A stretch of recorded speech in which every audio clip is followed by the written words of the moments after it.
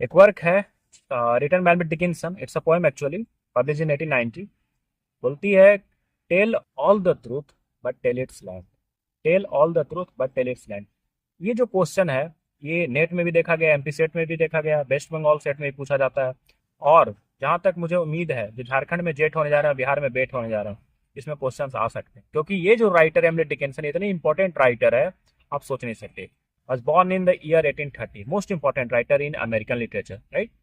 ये बोलती है कि tell all the truth but tell its land. कहने का मतलब ये है कि, समझना, सच जो होता है, सच, सच को अस्तित्व तभी मिलता है जब उसको घुमा कर बताया जाए। फॉर एग्जाम्पल, अगर आप किसी को सच बताते हैं, समझ में आया? अगर आप किसी को सच बताते हैं और वो सच वो पचा नहीं पाया, तो उसका अस्तित्व उसी समय खत्म हो जाता है। क्लियर है? अगर आप किसी को सच बता रहे हैं, अगर वो नहीं पचा रहा है, तो उसका अस्तित्व उसी समय खत्म हो गया। फॉर अनदर एग्जाम्पल, कोई आदमी जा रहा है and he wants to be a successful man in his life. अगर वो अपनी जिंदगी में चाहता है एक सक्सेसफुल आदमी बने, लेकिन what if he dies earlier? अगर क्या हो, वो सक्सेसफुल होने से पहले ही मर जाए। समझ में आया? तो वो अस्तित्व में आने से पहले अगर किसी चीज का मौत हो जाए, तो वो अस्तित्व में आया कहाँ, उसको लाइफ मिला कहाँ?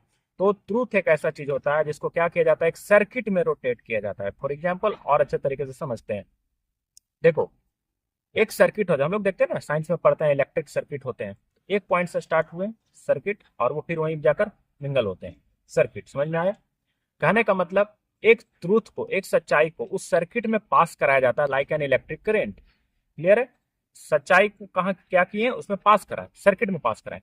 जैसे ही उसमें पास कराते, तो वो जो सच्चाई है वो डायरेक्ट रूप से ना, एक डायरेक्ट रूप से गया, लेकिन वो इनडायरेक्ट रूप से रोटेट होकर बाहर आ रहा है।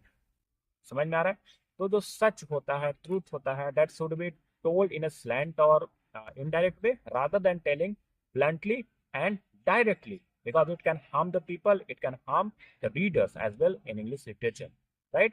तो अगर आप ऐसे ऐसे चीज लाइफ में अगर आप पढ़ते हैं, उतारते हैं, बिकॉज जो पोइट्री जो लिखा गया है by many writer, multiple writer from the American literature, from the British and many others, our literature, इसमें यही बताया जाता है कि जो पोइट्रीज होते हैं वो इतने बेहतरीन चीज होते हैं, आप अगर उसको पढ़ोगे, उसमें अंदर जाओगे, तो आपको पता चलेगा कि वास्तविक में लाइफ चेंज हो जाएगा, लाइफ चेंज हो जाएगा। लिटरेचर को, लिटरेचर में आप पढ़ते हो, बहुत सारी चीज को ऊपर ऊपर पढ़ते हो, है ना। Most of the students of UGC net, I am talking about UGC net, they always talk about, they always read only the surface layer. For example, tell all the truth, tell its land, it's a work written by application, that's it, that's it।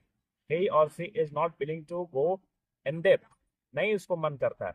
और बहुत सारे से poem है, she could not stop for death but death can stop for me, है ना।